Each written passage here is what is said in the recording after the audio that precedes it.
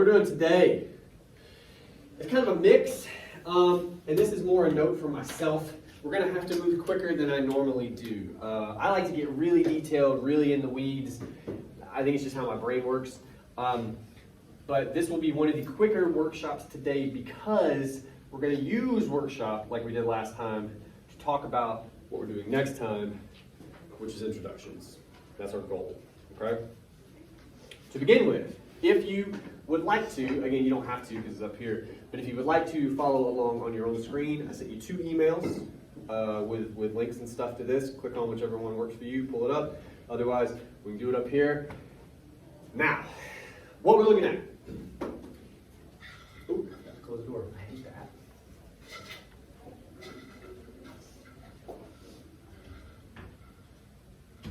Okay. As always,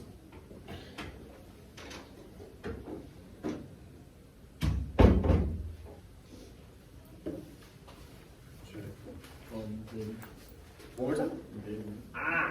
Thank you.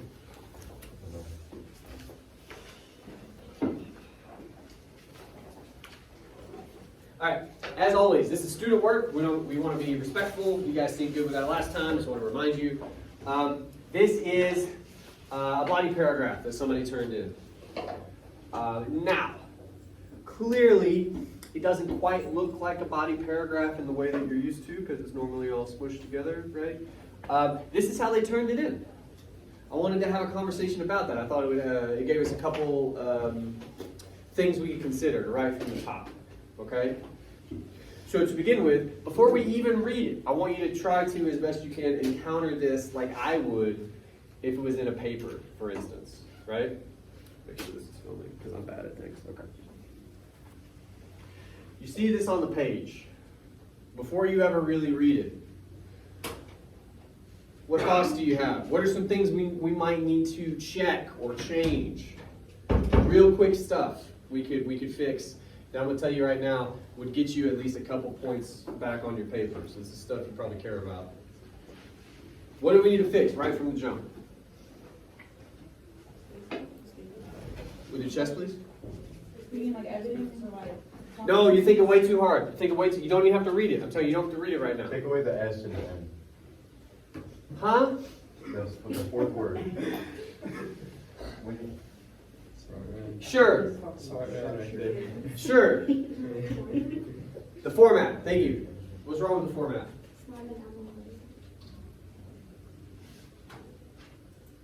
Your times are rolling. Oh my God. You go 12. This will get, look, first of all, I don't make the rubric. I want to be very clear. But this will get you points back on your paper. Okay? So if you write in Arial or Calibri, I've never known how to pronounce it, whatever word does by default, you don't change this stuff. By the way, some of you are really crazy. You do your format last. Why? Those are dice you're rolling. You know all the things you've ever forgotten in your life? You know all the things you forgot to do today? Some of you, I just said that and you went, oh no. Yeah. Do it. To begin with, just do it. We got to double space it as well. We haven't done that. But do that. Get those points on your paper. Every time I grade papers, I have people missing, it's not a ton. Say it's like 5 points. That's half a letter grade. That's huge sometimes. Fix the format. Give those free points, is what I'm saying. Okay? All right. Anyway. So we're going to fix that to begin with. I think in here. Oh, there. All right. Much better. Doesn't fit on the page. Maybe if I do this, it will. All right. Now, we're in the right format. We still have some issues, one of which apparently is this damn S that we're really worried about. We always do double spacing? Yes. Always. Always. And there's reasons for that we, mostly due to readability. Sometimes if all the words are squished together, I don't know if your eyes do this, but my eyes actually, you'll skip back and forth, you'll get mixed up. It's to help with readability. Anyway, what we have here to speed the process along just a little bit, we have the 3 I's. Glad to have you. Watch out for the chair, please. We have the 3 I's, which is good. That's step number 1. Legit, all right? We take a real shot at a topic sentence. I'm not saying any of this is perfect, but like we are for sure attempting all the parts. That's good. Mostly what I'm interested in, to begin with at least,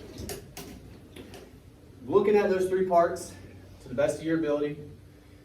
How good a job do you think we're doing? Can you see a way that we might improve? Are we missing anything in your estimation? Okay? Take just a minute, read over it. We're going to talk about it.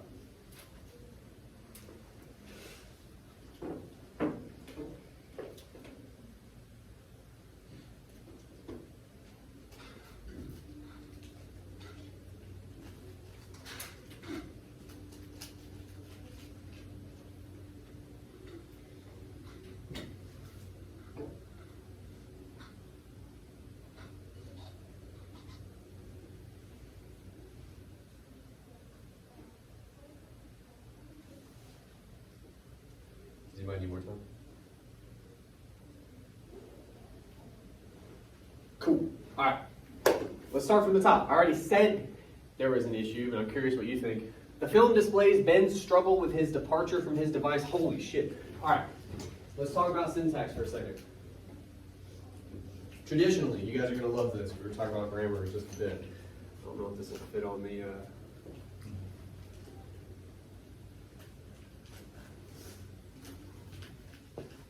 I told you, I believe it was last time,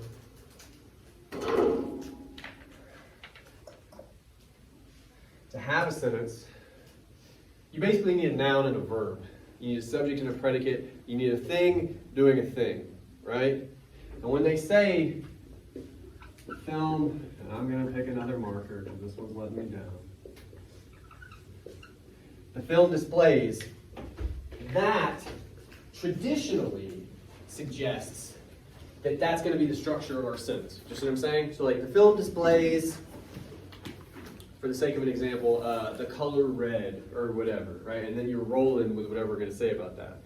And it sucks because I can't do these 2 things at once with the structure of the room. But whatever it says, the film displays Ben's struggle to, bleh, from, bleh. Every time we have a to and a from, that's the way I want you to visualize that. That's the sentence like taking a turn in the road almost, okay? When you do that, you're asking your reader to follow you around that turn. And you can do those a couple times, you can. But every time you turn, your reader gets a little tired. I'm serious. You can wear your reader out, okay? So whatever that sentence was, the film displays Ben's struggle to something from his, each one of those is your reader is taking a hit in terms of their attention span, in terms of how much they care about whatever you're trying to say. Usually, you want to try to trim those, okay? So we're actually going to do that to begin with. I hadn't planned on that, but just reading it now, I got a little upset, I guess. Let's see.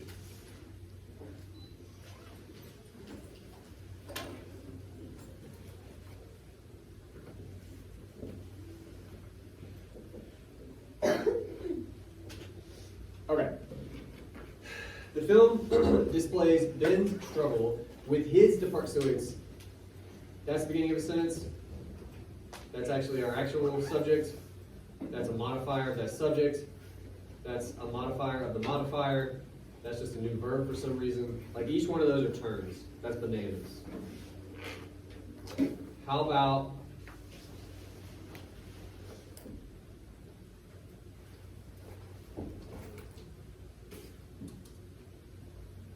you make this noun into a verb? Ben struggles to what? Forget with. That's almost never your friend. What does Ben struggle to do in this sentence? To not be on his phone. To do without it. To put it down. Anything, right? Ben struggles. And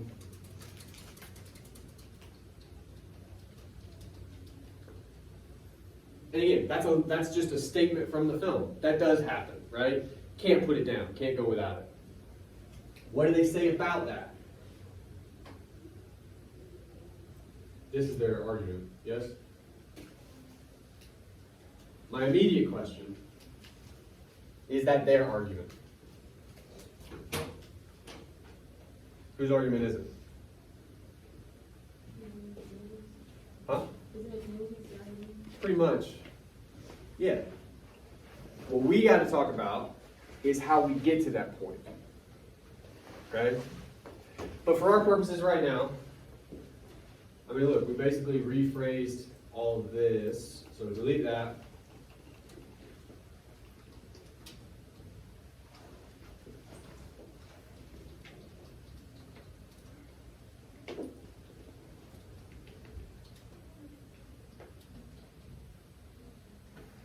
Right? We took like a whole line out of that sentence. And again, I know some of you right now are like, but that was length, that was good. But if you can trim your language and say the same thing, so much cleaner. Your reader even subconsciously appreciates that, right? The same way you guys don't want to read something long if you don't have to. Like, just give me the gist. Give me the same idea. We all do that, okay? Anyway, so that's a slimmed down version of our topic sentence, which still needs some love, especially the last third. We're going to try to figure that out. Moving on to the next part. This is pretty clearly what section of our body paragraph? Evidence. Good. What do you guys think about the evidence? Just in general, what are your thoughts on it? Oh. What do you mean by that? I'm inclined to disagree, but I'm also inclined to hear what you have to say. That's not going to make you say anything, is it? Why do you think that? I can be wrong. It doesn't happen a lot, but I can be wrong. You know. I mean, I was just going based off on what I saw in the video for the body paragraph. Oh, well, if you remember, talking about last class, in that evidence, I think I referred to it like a menu or something, we had a lot of options, and we picked a couple. What we did not have time to do in that video is go back and then trim our evidence, right? So even here, I think we have some options. Some of them are really good. I don't think we use them all, so we would still have to trim. But all that aside, do you guys think, I mean, maybe a more constructive question would be, is there good evidence in here? Is there useful evidence? Do you think it's got some stuff we can talk about maybe? Yeah. Okay. In particular, does anything stand out to you? The notification on his phone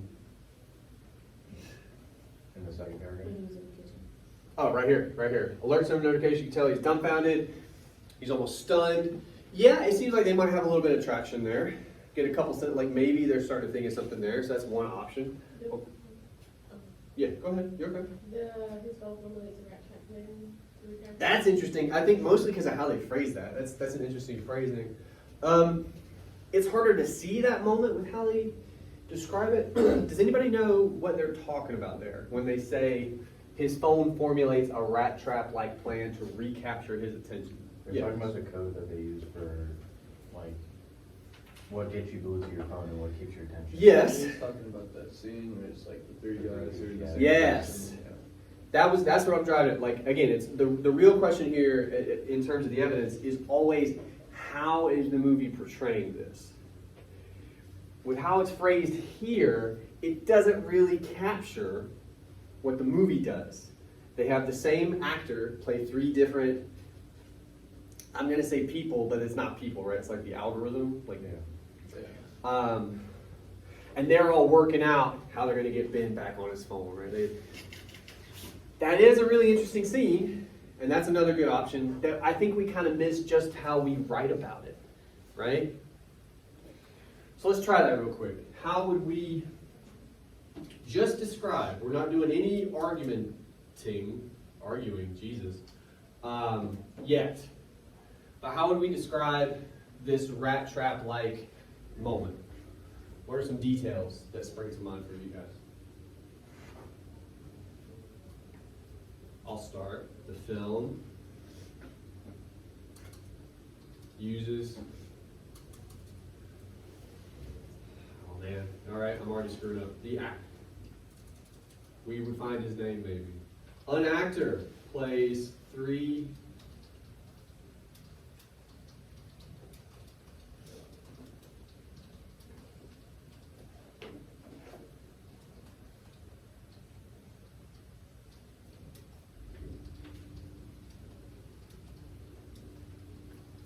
That's a bigger than a sentence. That's kind of a really long-winded way to talk about the noun we're talking about. Like you have the same actor playing 3 different people, they're an algorithm, okay. Supposing we would fix that later, because that's not really what's as important.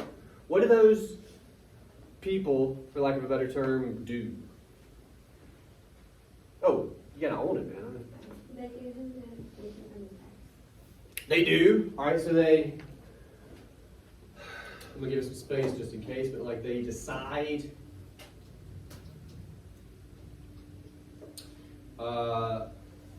to. It's not just a notification from his ex. What do you guys remember specifically? Yeah, there's a couple different. She was in a ways you new can go with relationship or that. something like that. She's in a new relationship. Yeah. But Yeah. They said a lot of different things in that. Good. scene. We're gonna get to those other things. So like it, it depends really on what you want to talk about. It does, and I want to give us some options. Yeah. All right, but we're sidebar that for 1 second. Hang on to that for us. They end up on.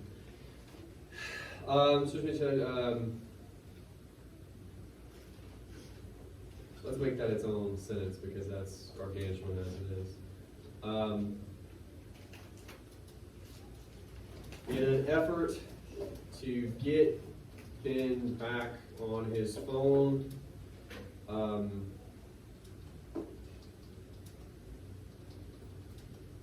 this algorithm of his ex, well, let's be a little more formal.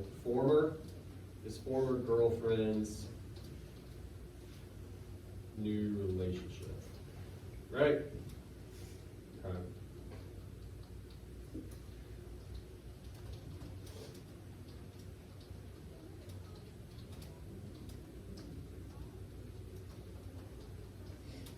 Do we remember? I'm trying. We're just using our memory for the sake of time. Does anybody remember any of the plans that they decided not to go with? Off the top of your head? Wasn't it like, some of the government or something, like 60% chance of free? Yeah. Oh, they break down. That's really good though. They break down percentages of like how likely he is to be interested. And how long too? I think skateboard fails is one. I feel like that's one, or like That was fails. earlier. That was earlier. Oh, was early? Nah, it all kind of washes together, doesn't it? But all right, they basically, the takeaway here, they consider the likelihood, the percentages, the odds that he'll actually pick up his phone as a result of the information. That's really cool. Okay, we'll include that. There's harder.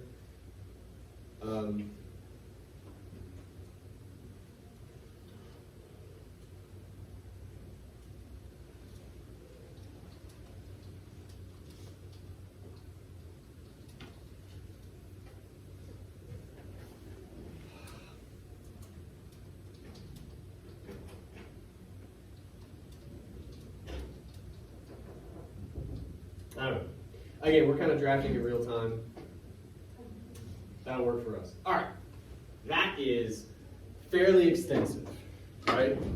And remember, we may not use all of this, but also remember, all of this is basically that, right? We glossed over it real fast here. So we kind of took on more of the scene, but we just took that little bit out and exploded it in terms of details. I think we can talk about this a little easier, okay?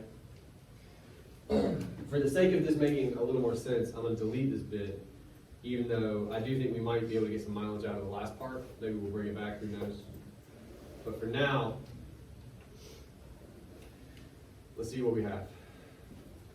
So our topic sentence still needs some love. Evidence is better. This is our argument. And we've already said that really that's the film's argument, right? But it tells me, because I've done this a lot, the student is interested in this, right? If this is the big argument for this moment, then what we got to do is literally fill in this gap. How does the film, using some of these details, try to convince you of this argument? If we can do that, we're gold. Okay? So looking up here, does any of these details stand out to you as interesting, worth considering? What do you think?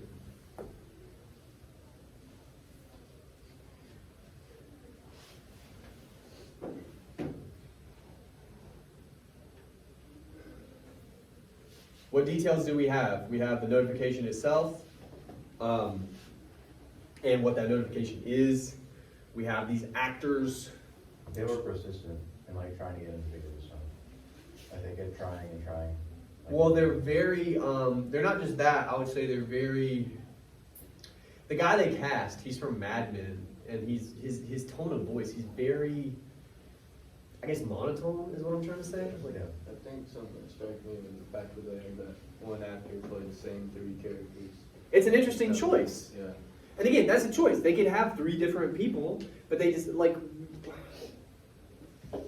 I've never asked the class this. I don't actually have an answer. Oh, yes, ma'am, go ahead. Oh, I was gonna say, okay, this is not in the evidence, but like, I was gonna say, like, earlier in the movie, they show, like, he's playing 3 different people, but the 3 different people have a purpose. Like, one of them controls, like, percentages, and I think one of them, like, picks the actual topic. Yeah, there are 3 different aspects of the algorithm somehow. Yeah. No, that's true. Okay, so let's try to muscle our way into talking about this. Something about the 3 components of the algorithm is kind of what we're interested in, right? They're highly specialized is what we're getting at. Like one of them does this, one of them does this, one of them does this. We can start there. There's more to be said, but I'm interested if you guys have anything about that.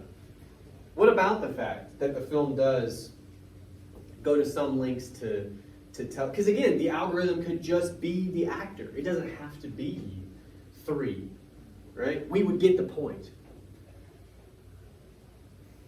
So what about that? Making them highly specialized, making it 3 people instead of 1. Like, does that offer us anything when it comes to how we think about the algorithm, how we think about it as it relates to Ben? You know what I mean? How what? Okay, push on that some. What do you mean by that? Like it shows, Also, real talk, if somebody's listening to music, man, stop. I'm just like, come on, be serious. Thanks. That's crazy. Go ahead. like how the AI, Well, it's kind of perfect because we can't get away from it. Go ahead. how the AI is, like, I don't know how to explain it, but basically it's emphasizing the analytics behind AI. Well, they do, and so at this point we might, and we're not going to for the sake of time, but at this point we for sure go look at the scene and see if they say, because they have some good lines, those 3 versions of the same person, and they're very like, again, into percentages and into like, but maybe and analytical. The dialogue is I'm just taking notes at this point. Super mathy. That's not a word. Yeah.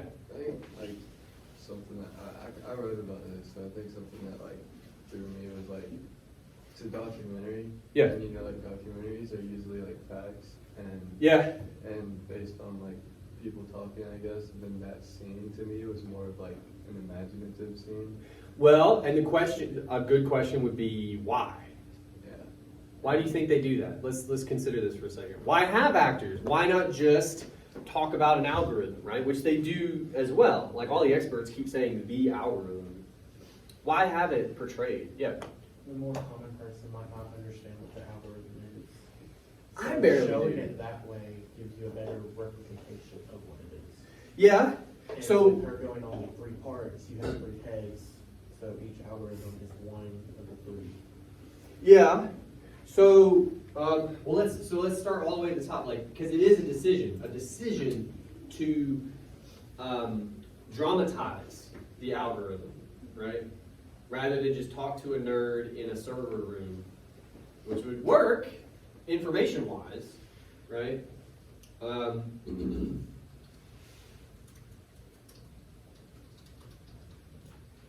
To dramatize the algorithm. All right, I'm gonna try to force this into an argument right here. Does what? It can do a number of things. I'm just asking for one thing. What might it do? Yeah. I think it sort of, I don't know, more villainizes the algorithm, makes it do the We can maybe get there. And that guy, by the way, plays a bad guy in Mad Men as well. But he kind of is like a, I'm trying to think of a nice way to put it. He's kind of a squirrely looking dude, like kind of like a, you know what I mean? And maybe that's because I've seen Mad Men and he's an asshole in that show. But like, kind of like not super trustworthy kind of guy. Yeah. Well, so allows us, if you're gonna get to villain, you gotta build to that. But maybe allows us to attach human qualities to it. Again, in a way that we would not with the algorithm, because it's just math and like computer code. That while a person can be manipulative. Yeah. Yeah. I thought of it as like a kid's TV show, you know, like it gathers the kid's attention more than most. Because It does. It's like, I guess, imaginative and Yeah. And I think that was like the one part of the movie that was like the imaginative part to use your. Yeah. We can do both of those things. All right, so like to allow viewers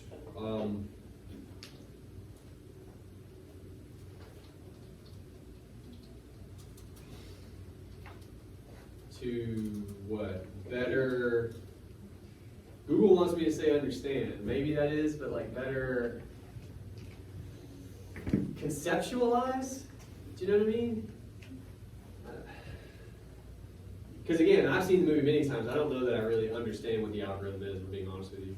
But like, I have an idea of what it is with how it's depicted.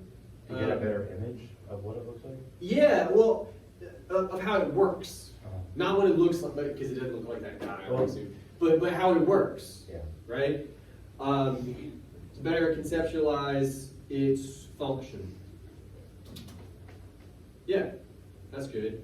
And then we can, I can't talk inside. Further, and this is your second point,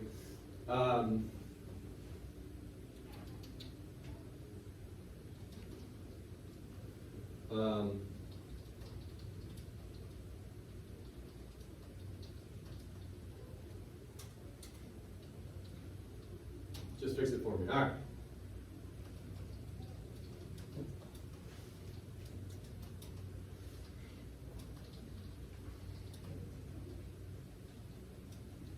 Motivations and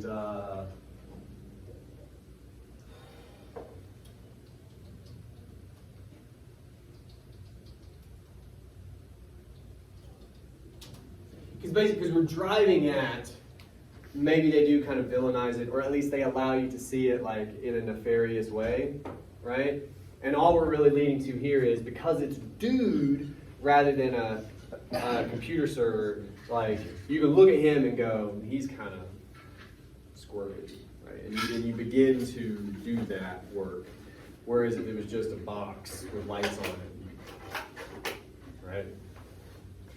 Cool. All right. I wonder if we're building to this. I'm honestly asking. What do you guys think? The highly specialized nature, the analytical talk that they give us, does that add to this in any way? Or what do you guys think? Feels like a no. Okay. What do you guys do with the fact that it's three of them, that it's not one? Because if we're talking about dramatization, it could just be one actor. Why three? Each one specializes in something else. Okay. but I feel they had it play as the same character, show the algorithm as one thing. Yeah. but three separate parts. Yeah. Three heads to show each part. Yeah, here and then there. They give each other information on what to do. They do, and they debate, right? They plan. So I think it's the dialogue, like the fact that they talk with each other. It does allow for dialogue. Yeah, I think it's the fact that they can talk with each other about it. It makes it, I don't know what the word is, but like. Well, so, because it can be helpful a lot of the time to play devil's advocate. Imagine if it was one guy and he was just saying all the dialogue to himself, like aloud. That would get, it would be weird. It would be weird. But this is more palatable as an exchange, right? Why? We always have to say why. Why does it make more sense to us to have three guys talking, even if they're the same guy, rather than, for instance, one person going like, well, what if we do this? I don't know. Like, why? Yeah. If you did one person, it could kind of go into the crazy kind of moving type thing.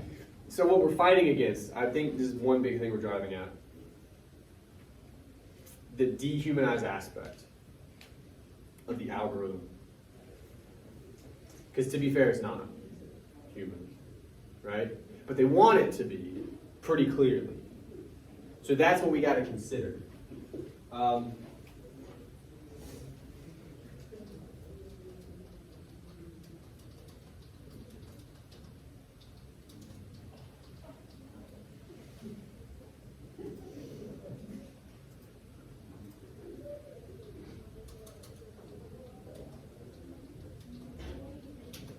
Why do you think they humanize? We've already said some reasons, but I'm curious if there's any other.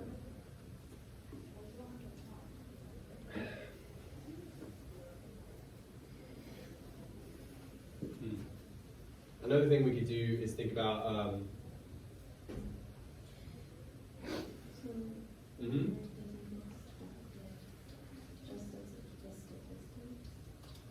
Oh, because it's dry like that. Yeah, I mean, you're talking about being relatable. You're talking about. I don't know if you have much. Do you have much emotional response to these guys like talking to each other about getting in? I'm asking. At one point, but not Yeah. with what we wrote. No, at a different scene. Yeah, well, Okay. it's the same scene, but it's like what they say is like one of them. They said they referred to like one of the people as like user zero, blah blah blah, and then I think that. So they assign us numbers. Yeah, and so I think that I wrote about that too, and another one about how it kind of like belittles us in a way. For sure. That's worth thinking about. What do you have also? I think it was a humanizing them can give the algorithm a self-interest that's against us.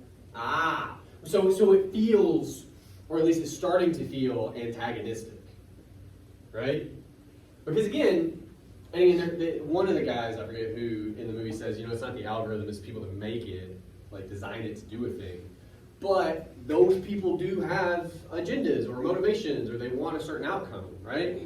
And the computer code is just like, all right, cool, I'll make that happen. Right? But for our purposes, we're basically arguing we as viewers, we as human beings, need an antagonist, right? Because without it, it's harder for us to care, maybe? It's something like that. I think that's the argument we're getting at. That if there is not some antagonistic force at the end of the argument, we're going to be like, it doesn't affect us the same way, or something. Okay.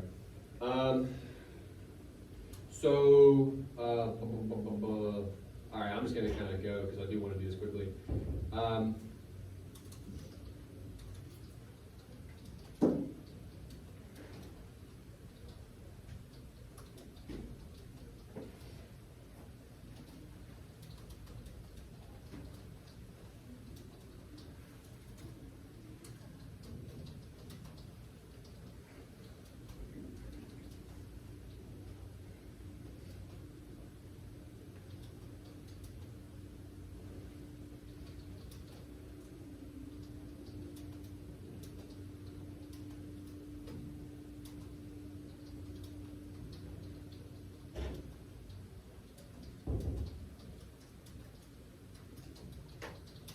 in short,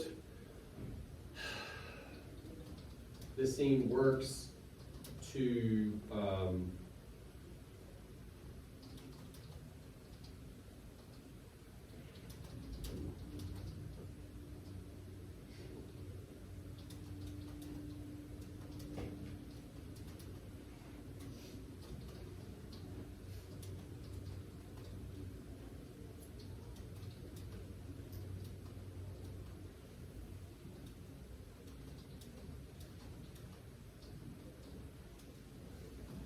right? That's kind of what we're driving at here, it seems like. They want to villainize it in a way, which makes total sense with what we say about, like, if somebody wants to trap you, they're the bad guy. Like, that's just how it works, you know? But in order to get to that, we have to describe the mechanism that doesn't just convince you they're trying to trap you, but convince you it's a bad thing. Right? Because you guys have probably, again, I would assume you've heard for years at different points, like in high school or whatever, that social media is bad for you, or like things are happening. Right? Some like old person said it to you one time. It doesn't mean anything. It doesn't resonate. But you have an actor who portrays it in a way that maybe you follow the scene and you feel it. So we're talking about kind of tricking you into feeling what it would feel like to be trapped or something. Right? Cool. All right, I would like to go further, but for the sake of time, we shouldn't. I also want to point out real quick, I still think there's more to be done with it being 3 people and not 1. For instance, I thought, I mean, we may have, if we have more time, you could argue it kind of makes Ben feel outnumbered, you know? He's by himself, whereas you got these 3 guys, like, how are we going to get him now, right? And it's, so there's a power differential there, 3-on-1 type of deal. Like, it's not fair. But anyway, we're going to sidebar this for 1 second, although I guess I'm trying to think of how to navigate this room. All right, I'm going to turn this off again. We'll bring it back. Don't worry. I know you're worried.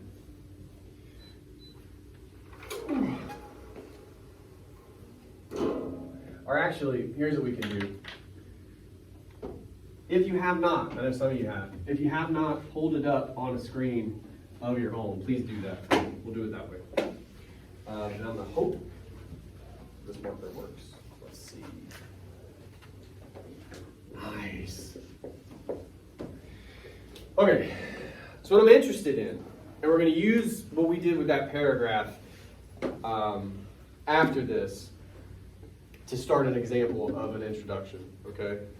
To begin with, though, I want to talk to you about introductions in a structural way, okay? In the same way, we use 3 I's to make a body paragraph. I have a structure for introductions. Introductions are super different in some important ways. For instance, body paragraph I describe as having 3 parts. Introduction has 4 parts. What are some of those parts? I know you guys know some of these. There's one I know for sure that you know. It comes at the end. It's important. Thesis. Yeah, you guys all know about the thesis.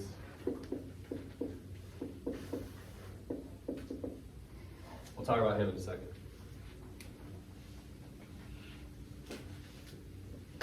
Very top of an introduction. Does anybody know how you might start an introduction? A hook. Hook. Now,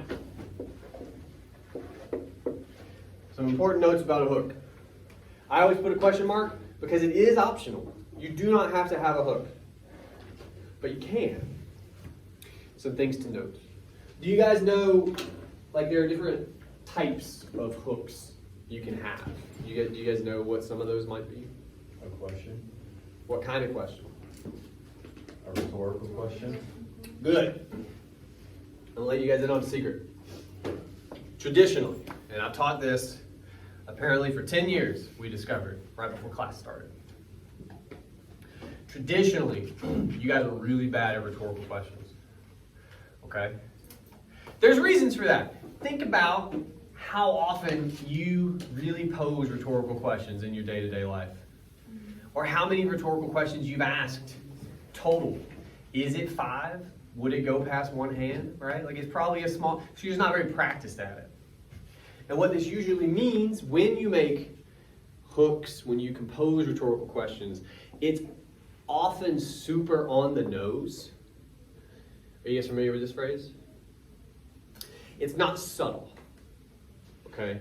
In that way that you often want rhetorical questions to be. So an example might be something like, have you ever thought about how social media is ruining your life? Question mark. And it's like, what kind of fucking question is that? What kind of question is that? First of all, it's a yes or no, so it's not technically a rhetorical question, but also it's so specific to what you're obviously going to talk about. It's artless, okay? When we talk about rhetoric at a high level, and I mean this, I want you to get good at it. I do. Most of you are pretty inexperienced, so you're going to practice, you're going to get better. That's part of it. But understand, the way I talk to you guys about rhetoric when it comes to your papers, it's kind of a fake it till you make it approach, okay? So I'm going to warn you about traps. I'm going to try to keep you out of falling into like certain things that I see you do all the time. And if you avoid those traps enough, you will just train yourself to just not do them, in my experience, okay? That's a really long-winded way to say. My favorite example of a good rhetorical question, and this would not work in your paper, but it's a good example. When your mother says, "Did I ask for your opinion?" What are you supposed to say? No, I don't say it. You don't say anything. You say nothing. What is she saying to you without saying it? A rhetorical question. She's saying shut up. Yeah, I don't care what you think. She's saying shut your mouth. But she doesn't say that. That's how a rhetorical question works. It puts a thought in your mind without saying that. She could say shut up. It sounds like she's pretty comfortable with it, given the phrasing of that question. But she has chosen this pretty passive-aggressive way to go about it for whatever reason. That's her prerogative. Did I ask for your opinion? And yeah, the only correct answer is that's a rhetorical question. And it's open enough that it doesn't immediately direct you to shut up, right? But you think about it for half a second and you go, oh. That's kind of what you're aiming at, okay? And I don't want to put a lot of pressure on you. I want to remind you, hooks are optional, okay? But if you're going to attempt a rhetorical question, attempt one. Take a shot. Try to make it good. Anyway. Other hooks, there are a couple other options. Can you guys think of any? Do you know? An interesting fact, which you can do, and again, you want all of these to be topical, right? So you don't want like a marine life fact starting off your social media paper, right? That would be strange. Yeah, like a statistic. I know you got, 75% of social media users don't believe left hands are real, or something kind of, something. You can do that. You can. My advice there would be it needs to be brief. Some facts can get long-winded. This paper is 2 to 3 pages, and we mentioned before, what does that mean? How long are your papers going to be? Not 1.5 pages. They're going to be 2 pages. They're not going to be 3 pages, is my point. They're going to be 2 pages. That's not a lot of room. Just keep it brief. Same thing goes, sometimes it can be like an anecdote, which is a short story. Don't do those for this paper. You don't have room. Because they're never short. They never are. So just don't. Rhetorical question, interesting fact. You can also start with a quotation if you want. Those are harder to do at the top of an introduction. I would advise against it for this paper because it's harder to do. But if you are interested in doing that, we can talk about it, okay? But just at this stage, I would advise against it. All right, so you have your hook. Where's my marker? The other two that you kind of know, but maybe you've never labeled, maybe you've never thought about them like this. These are all required. You have to introduce the text. You have to do this at the top of your paper. If you have a hook, fine, but then immediately after that, introduce me to the text. If you don't, introduce me to the text. What will happen is you will not talk to me about the text. I have seen it happen. You will write me 2 to 3 pages, and you will never bring up the movie, and it will blow my mind. Introduce the text. It forces you to talk about it. Okay? Do it at the top. How might we introduce this text? You guys have any ideas? Maybe for like the name. You need the title. You need the title. Traditionally, you need at least one other piece of information. Not just the title, but the... We'll get there. Before that. Author. Now, this isn't a book. Who's the author? Orlowski. The director. 99% of the time, the author of a movie is the director. So in Orlowski's The Social Dilemma, comma, then we get a sentence or two summary. Nothing long for a paper like this. Can anybody here try to summarize this movie in a sentence or two? Social media is bad for your health. That's a little too brief. That's not bad. It's not bad. They go through the ways that social media is bad. What are some of those ways? Or actually, let me rephrase that. Social media needs to be changed. Maybe that's better. That's a little more specific. That needs to be changed in order to avoid social upheaval, young people struggling with like mental health stuff. Yeah, period. Kind of a long sentence, but it's a sentence. That's fine. If we wanted to go further, we could also mention that the movie is about like talking to experts, but also has this dramatized family that comes in and like illustrates a lot of their points type of thing. So that's 2 sentences. But that's it. That's our summary of the movie. Cool. This next part is the part. It's really important. Some of you will never give it to me. For the whole semester, some of you will never give it to me. Okay? I promise you it's important.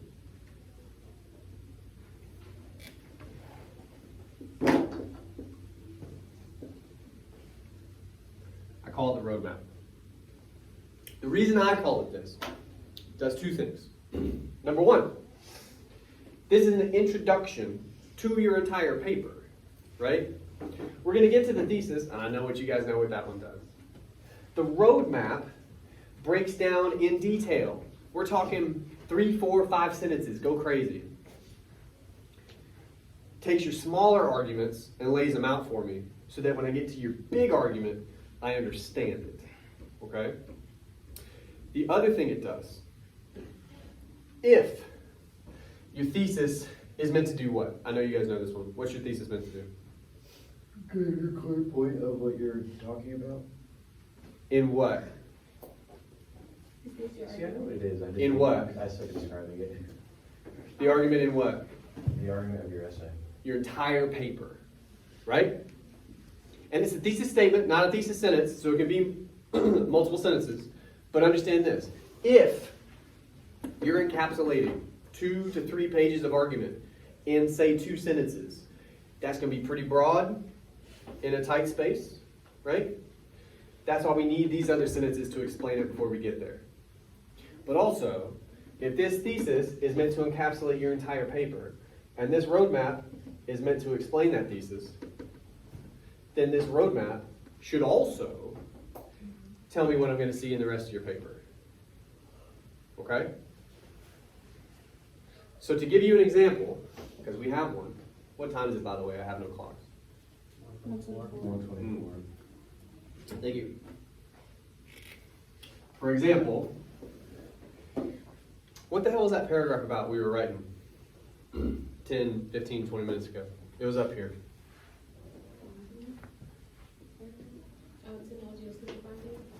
That's what it was originally about, but we changed it some, right? What's some of the things we said, or some of the things we talked about? The algorithm, they use actors. It humanizes the algorithm while dehumanizing us. right? Okay. So one item in the roadmap, and look, it's hard to say whether that's our first body paragraphs, like, you know, it would matter when it came to this. But it's the only one we have right now. They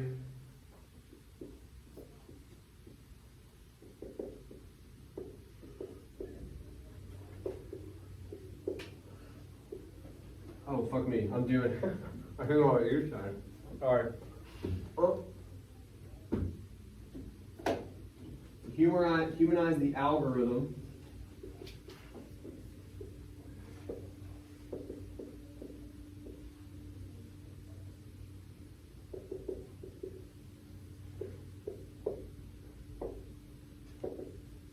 Which does what? We said a thing in that paragraph, but I'm curious if you guys can summon something now. What does that do? Humanize the algorithm while dehumanizing us. What's that do to a viewer? When you call us user 01, whatever the hell, right? What does that do to us? Gives us a reason to be against the algorithm. Why?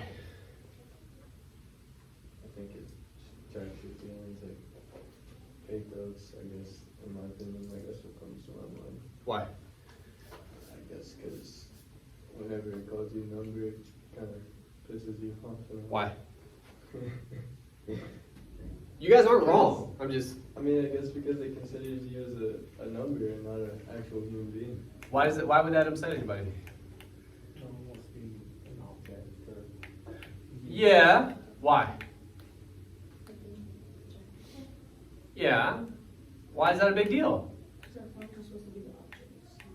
Oh, that's interesting. So they're, yeah.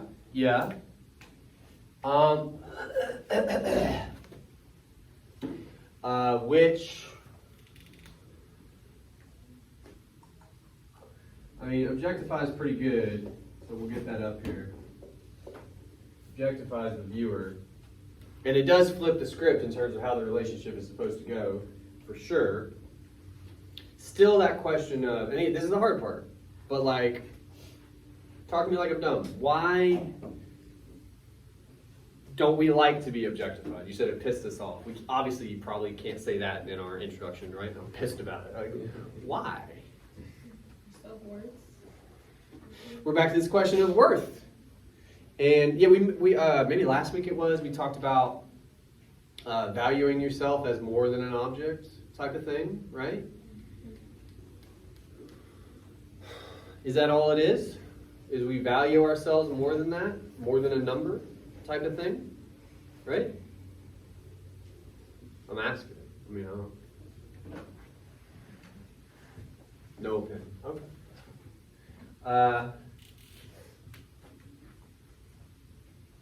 Maybe make that a sentence then, and like,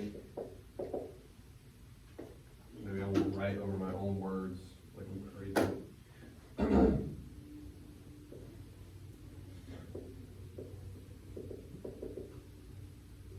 The decision to objectify viewers.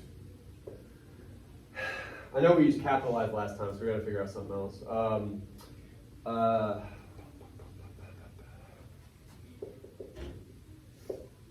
Taps into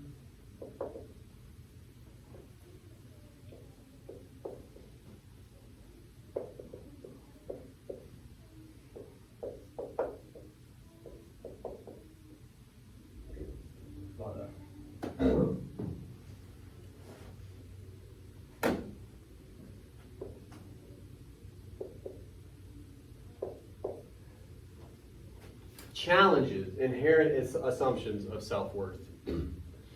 We all kind of generally assume we're worth more than our phones, you know? We're worth more than an algorithm, just on an individual basis. We assume that. And the movie challenges that in this moment, which pisses you off, right? Good. That obviously is going to be in that paragraph that we were starting to write before, okay? And as a result, we need at least a sentence or two laying out that argument very quickly, okay, in our introduction. This is how our roadmap would start, okay? And I know my notes don't always make sense, so I'm going to take another swing real quick to better explain it. Check it out. You have your hook. And we don't have one right now, but if you wanted one, there it would be, okay? We would introduce the text in, is it Jeff Orlowski? I think it's Jeff. Does anybody know?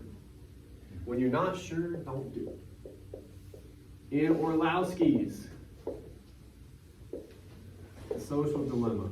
By the way, I'm only underlining this because I'm writing it. If you're typing it, use italics. Don't be a crazy person. Okay. In Orlowski's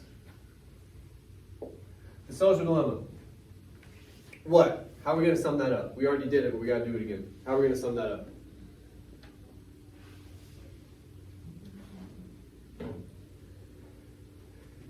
Viewers meet who? Another family. And then Dramatized family. Got to make sure, like, it's an interview with the Martin Luther King story of the dramatization. yeah. And who else? Huh? Social media experts. Experts, right? Viewers meet many tech experts.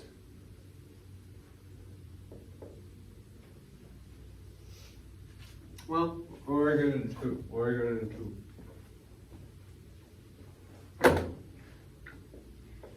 Who, what? Break down the myriad ways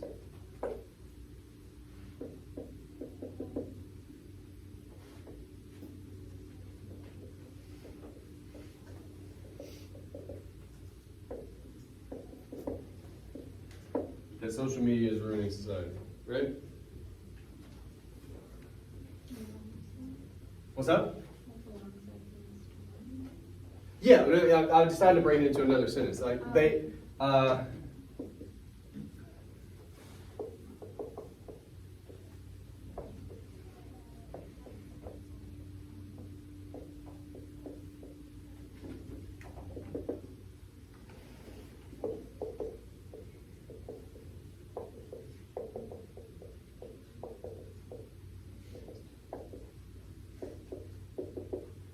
by the way, this only seems really long because I'm probably writing it in like 40-point font on the board. Like it's going to be shorter or anything.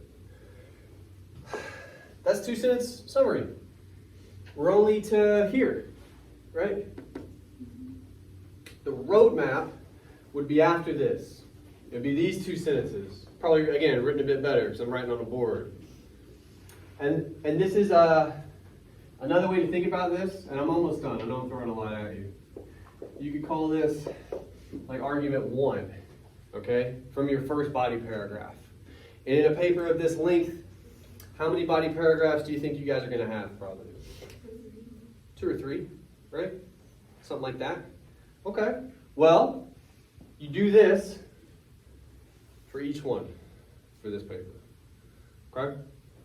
So you have your hook if you want it. You damn sure introduce the text, summarize it for me, and then walk me through what's your argument in your first body paragraph. What's your argument in your second body paragraph, your third body paragraph. If you do that,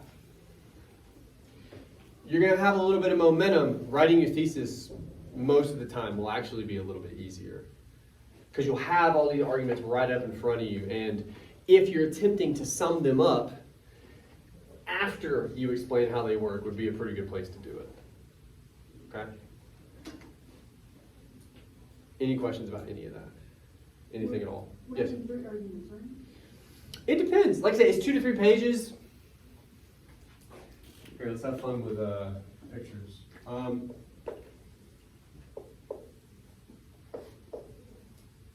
to 3 pages with MLA. You're going to have your page header, which is your last name and page number. On the first page, you're going to have your name, my name, the date, the class, Then you're gonna have a title. You guys like to go with rough draft, it's very funny. And then your paper is gonna start, right? You see, say your introduction, your first body paragraph, second body paragraph, then my little conclusion, just getting onto the third page. I'd say most of you would probably have 2 body paragraphs, but maybe 3. In some cases, you'd have 3. You can argue the same thing, What does that mean? like in both paragraphs. What I would not want you to do is the exact same thing, if that makes sense. But there's different ways to go about that. So like, will it all fit under the same probably umbrella? Yeah, for sure. And that could help you with your thesis, because your thesis is going to try to tie them together. But for instance, in this scene, we're talking about dehumanizing users. I can think of several other scenes in the documentary where that happens, right? But at least in a lot of those scenes, it probably happens in a different way, and or it's in service of a different part of the larger argument. You follow? All right. So if this one is about dehumanizing us and affecting us when it comes to like questions of self-worth, cool. I'm trying to think of another. Can anybody? You guys are packing up, making me nervous. What time is it? 136. You guys are funny. Can anybody real quick, we'll be done in a minute. Can anybody think real quick of another scene where like we get dehumanized, just off the top of your head? Where like it basically says, huh? Oh, yeah, I think we talked about this quotation at one point. Something about, I mean, it ends with you are the product. Do what? You are the product. Maybe that would be paragraph 2. And now we still get dehumanized and we're still thinking about self-worth, but we're thinking about it literally with this language of capitalism, of products. I think you could make the argument that it, again, to borrow a phrase from the youth, it hits a little bit different. You see what I'm saying? Well, I know. I'm very funny. But like, in a way that's not beneficial to me. But like this is almost, I'm gonna get really scholarly real quick. This is almost like a philosophical argument about self-worth and our assumptions. That next paragraph about that quotation is an economic conversation about self-worth. Because again, if I'm being honest with how this movie portrays it, it makes it seem like that is how they think of us. They think of us like products. They think of us like we think of our phones type of thing. So it's very, very similar, but I think it's different enough. That's a long answer. Does that answer your question? Any other questions? That was a good one.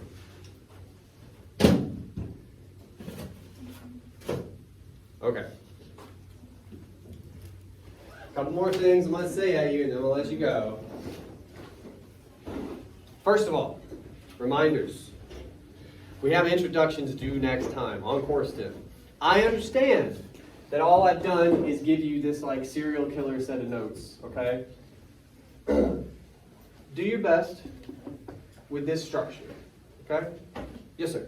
Says that they would do today at 12. You actually do today? No, the body. Body paragraphs due today. Mine said both of them would do today at 12. I've had more problems with course 10 this semester. So, They're due next time. okay. So The body paragraph? introductions. Wait, was the body paragraph already due? Yeah. It's due today. Okay. I'll Just do it today. I'll do it today. Do it today. Okay. I could have sworn I was actually on top of it. It's fine. All right, but look, introductions. Do your best to follow this structure. And look, you're probably not going to have your whole roadmap. Ideally, you have at least one body paragraph, or you soon will. Okay? Use that to start your roadmap. Use it to start your roadmap. Oftentimes, in doing that, you'll think of other things. Your brain is a pretty interesting guy. He can do a lot of work really fast sometimes, okay? Start your roadmap with whatever you want to talk about, what you already have. If it goes anywhere else, let it go there. See what happens. Best case scenario, you get yourself a roadmap. You're like, I know what my second body paragraph is going to be about. I think I know what my third one's going to be about. Like, just do that. Take a swing at a thesis. We're going to talk about it next time anyway. But I want you to have as complete an introduction as you can. Okay, that's the goal.